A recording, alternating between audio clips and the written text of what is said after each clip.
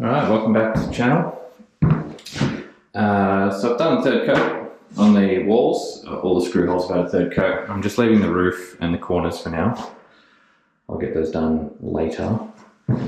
Just thought I'd give the walls a quick skim over with the third light coat, and then I can go around and do any touch-ups if I need to once I get in the corners. Some of the corners are still a little bit wet, so just don't want to damage it by going over it again. And the roof, it's a bit of a pain in the ass to do, so I thought I'll let the walls dry, then I can get into the roof and do a little bit of the roof. Taking the lights down again, except for that one, just because they're pretty close to some of the screw holes, so didn't want to get them all wet with the glue or the plaster. I've had a little workstation here. This is one of the pieces of the bench top. It's had its first coat of tung oil. It's a like a pre-made walnut kind of bench top thing. This is what it looked like before oil. A little bit different colour. Should look nice against the dark wall colour. As you can see, I've also built the 3 boxes and put the feet on. They've got the kick plate hangers on there as well. So this one's going to go on the right side. It's kind of reversed. And there'll be a gap in between those two, so those two will be together.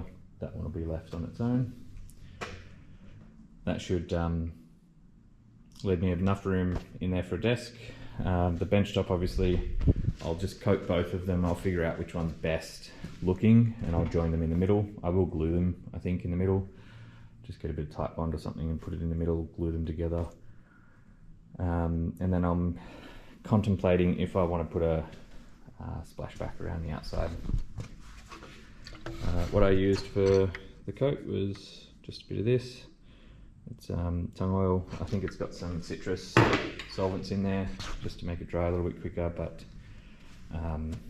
it's like dry to the touch already. There's no stickiness. Didn't do the flooding method. I did the Wood Whisperer's recommendation of just light coating and then wipe off straight away.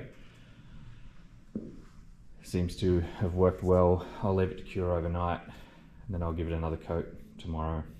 And I'll give that one a coat, first coat tomorrow, and then I'll give it a second coat later. This is both sides coated already in the first coat. When I'm measuring things out, probably going to spill stuff, so while I will try and clean things up straight away, the reason I went with oil instead of a clear coat is just because I know the clear coat gets damaged by acid. I've had that issue before. I figured I'll just go this, that way if I do end up damaging it to the point where I want to do something about it, I can just give it a light sand and then recoat it. Just seems a lot nicer than having to try and refinish a stone bench top, or you know, stripping back the whole thing to reapply polyurethane. Just seems too much effort for me, so I can just patch fix if I need to with the oil, and we'll get back into it. After seeing how much cupboard space I'm going to have, that's pretty much it. I do have the box here for the mill. I've just got to adjust this. When it was cut 18mm too wide, so I've got to shorten that 18mm, just allow that to join up properly. It doesn't join up 100%, so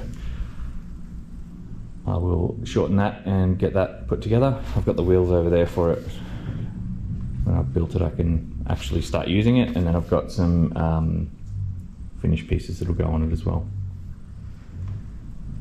to make it look all nice and match the cupboard. So while those are just the boxes, I will be putting end panels on and finished panels on either side, potentially just one side depending on what I do coming back for the fermentation area, but the top will obviously go on top. The sides, the left side will have a filler panel, and in between the gap where I have my chair will have like a painted panel, and then the doors and a painted kickboard, and then this will be all painted on all four sides with the door for the bucket to go in and go under.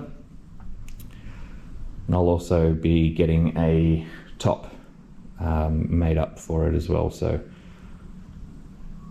the hopper won't have won't be open and won't get dusty or dirty or anything like that. It'll just be able to, I'll be able to move it out into the shed and not have to worry about it getting dirty or mice or anything like that. I'll just plug it with a cap or a lid or some kind of contraption I've not yet decided on.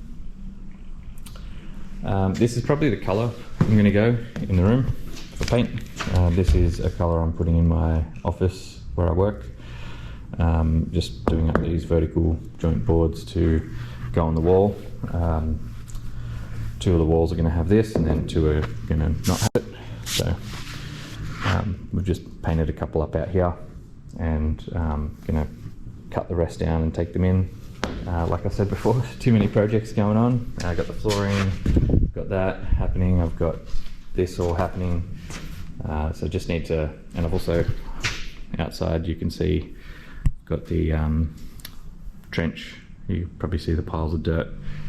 Just a trench that's been dug that I've got to backfill, and I've got more of this gravel to spread as well out the front. Quite a bit of things to do, but we'll get there.